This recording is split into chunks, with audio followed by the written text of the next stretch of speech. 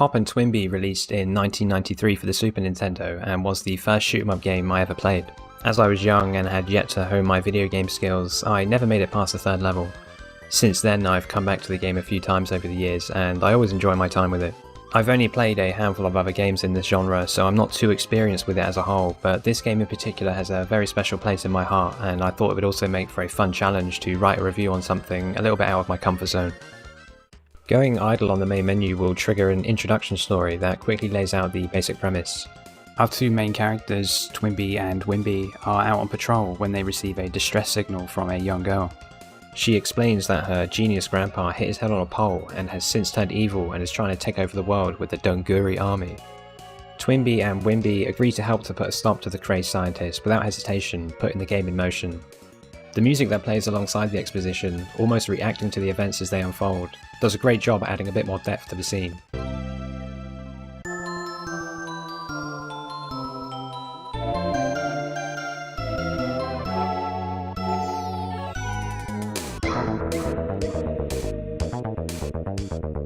I find the silly setup endearing, and it matches the general tone of the game nicely. Looking at the options menu, you can see some rebindable buttons, which is always nice.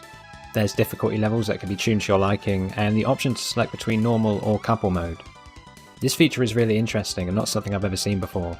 Couple mode is a setting for co-op that focuses all the enemies onto player 1, so a less experienced player can join in more easily, which is a great idea. During co-op you can also donate some of your HP to the other player, as well as throw each other about, opening up another form of attack. It's nice that the developers put the effort in to enhance the multiplayer in this way. The gameplay of Pop and Twinbee is kept very simple and doesn't stray far from the tried and true formula. You control a mech with a very small hitbox, being able to freely move across the screen to aim at oncoming enemies or evade attacks. The screen is continuously scrolling, with a large number of different hazards and enemies being introduced as the level goes on, culminating in a climactic boss fight. For offensive options, you've got the standard straight shot that can be tapped or held down for continuous fire, a strong short-range punch to deal with tougher enemies, bombs to be thrown at enemies on the ground level, and a screen nuke that clears the entire screen for a few moments while keeping you fully invincible. There's also the spread shot and the wide shot that can be acquired during gameplay, both of which are a straight upgrade from the default weapon, with my preferred option being wide. Bells are the primary pickup in this game, and they come paired with a clever juggling mechanic. Shooting a bell will push it further up the screen and eventually cause it to change colour, giving it different properties when collected. If you're already at top speed and you collect the blue bell, it will actually wrap around and put you at the lowest speed possible. Having to juggle or skillfully manoeuvre around these blue bells when in this exact situation is a lot of fun and adds an engaging foil when diving into a cluster of bells. Juggling bells for the desired colour while also dealing with enemies is one of my favourite aspects of this game and can lead to some tense situations. The feeling of satisfaction when successfully juggling a bell to your desired colour mid-combat never diminishes. Playing through the game on the base difficulty of 4 is a comfortable time for the most part. Unlike most other games in this genre, this one has a health bar, so you can actually take a few hits, and maintaining shield can be relatively easy once you're comfortable with the bells. The game is also generous with the HP you can collect from grounded foes once they're defeated. As you push through the stages, you'll be met with stronger resistance. Enemies start moving around in more unpredictable ways. Others require more shots or a close range punch, asking you to either stay on target for a prolonged amount of time or risk the quick kill by getting in close. Some enemies can enter the screen from unusual positions, potentially catching you off guard, and others fire some hard to avoid projectiles. By the final few stages the game becomes rather challenging, requiring good dodging skills or good bell juggling to continuously replenish your shield, both of which are a lot of fun to perform. Nothing is unfair and everything I noticed was reactable. Stage 1 eases the player in with a brilliant track to accompany the start of an adventure. The bell spawning clouds are the first element introduced that the player can interact with, allowing you to spend a bit of time playing around with the juggling mechanic, while also powering up before the first combat encounter. It's a simple and effective way to introduce the bells, while also filling the player with a bit of confidence before things kick off. The first set of enemies slowly trickle down onto the screen, giving the player ample time to attack. Their pattern is easy to follow and they don't shoot any projectiles, making for an ideal introduction to how enemies will generally be entering the screen without catching anyone off guard right at the start. Shortly after, the first ground-based enemies are introduced with these pineapples. They very rarely shoot, and the bomb auto-aim does most of the work for you, which is ideal during the more hectic moments later in the game where most of your attention is focused on the oncoming enemies in the air. In later stages, these grounded enemies can become an issue if left unchecked, so you quickly learn to make sure they're dealt with. Once the majority of the basic elements have been shown off, the game wastes no time in cranking up the difficulty. It won't be long before you're weaving in between shots, scrambling for bells, and thinking on your feet as more relentless obstacles are brought in. The limitations of a scrolling shooter with no terrain to avoid means good enemy design and enemy variety are essential as they dictate the entire experience, and I think Pop and Twinbee delivers. Over the course of 5 minutes in the first stage alone, at least 13 different enemy types are introduced, which keeps things engaging the whole way through, and this remains true for the majority of the game.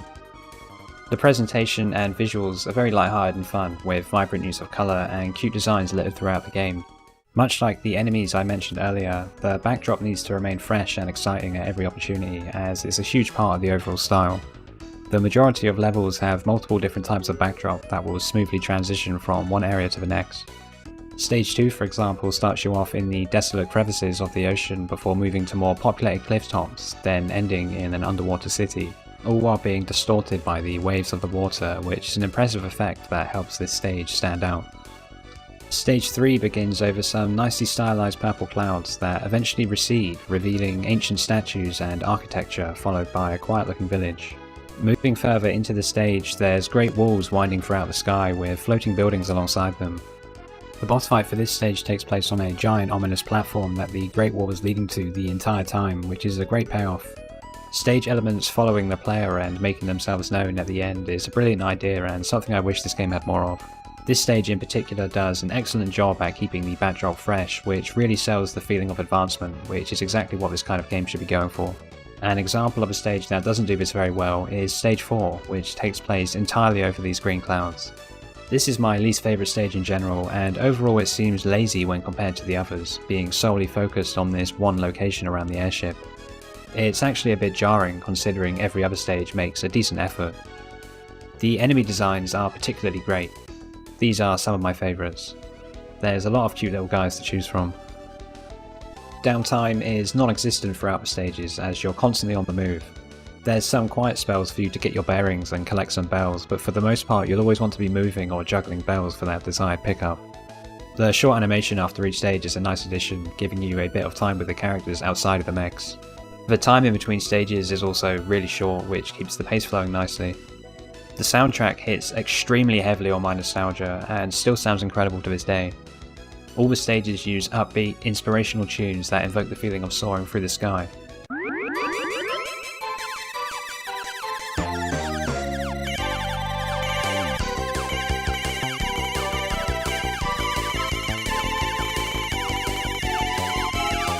The boss music goes for a more panic-inducing sense of danger.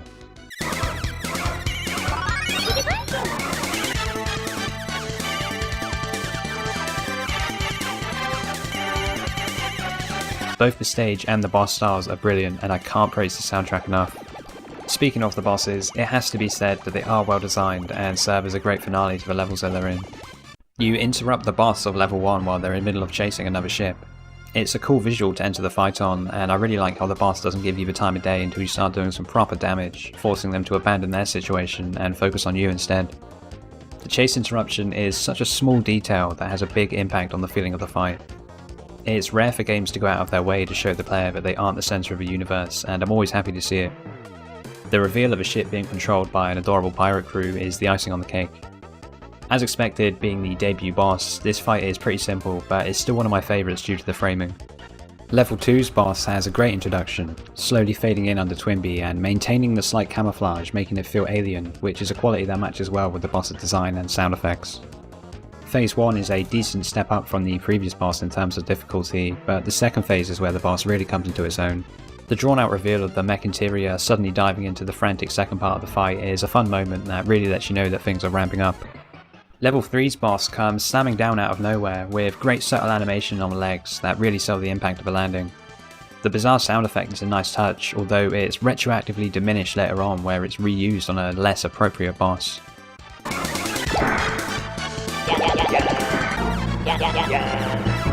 The first phase consists of dodging a burst of blue spheres in rotation with a telegraph laser shot, which I found pretty easy to avoid. The spheres are definitely the more dangerous attack here. The way you can see this boss physically retreating with his legs, as opposed to just floating along at the same velocity as the player, makes it look like they're retreating out of fear or being pushed back. The second phase has the legs snapping off altogether to become turrets, which looks cool, although it doesn't actually make the fight that much harder. I really like how level 4's boss comes swooping into the stage at just the right speed, where it can be avoided if you're paying attention, but it can also take a less attentive player by surprise. The fire cluster this boss can send out is hard to dodge and easily the scariest move in the battle. The colour indicating the boss's health is a nice touch and unique to this boss alone. The battle ends with the boss's limbs getting torn off one by one, resulting in a final desperation attack, making this completely mechanical enemy feel the most alive. Level 5's boss is the return of the Dunguri piloting a ship. Unfortunately, there's no unique element to the intro this time, but the boss makes up for it in other aspects of the fight, like the expressive enemies in the cockpit, and how they try to minimise damage to the ship with their little fire extinguishers. This fight is very simple, mainly more about avoiding the path of the boss ship that will dip down into the lower area of the screen. Level 6's boss is unique in that it's completely stationary and only has one phase, which aren't good traits to have. The hardest part about this fight for me was forgetting to avoid the pellets the Dunguri fire when walking out of the mouth. The final boss comes after a reoccurring mini-boss that's always fun to fight and can be pretty challenging. There's no bells or any opportunities to heal after the mini-boss here, so you need to get through the fight in good shape. This section is easily the hardest part of the game and felt like a big spike in difficulty, right until I decided to collect a large number of screen nukes using the stage's very generous number of bells. As for the final boss itself, I find it slightly disappointing. The music track that plays over the fight is weak and sounds like an interlude that would play during the boss's introduction, not during the fight itself. It brings the entire battle down for me and feels flat compared to the others. At least most of the attacks do feel appropriate for the final boss and provide a decent challenge. Giant Beam, however, feels a bit cheap, with how there's no indication that it will suck you in if you're close. This can only fool you once, but it does sting if it kills you, as you have to do the entire stage again, and it's quite long, which can feel like a slap in the face right at the end. Pop and Twinbee is a fantastic shoot 'em up, and I believe it's a great game to play to ease yourself into the genre. The visuals are fun, the music is top tier, and it's quite accessible considering the brutal nature of its contemporaries.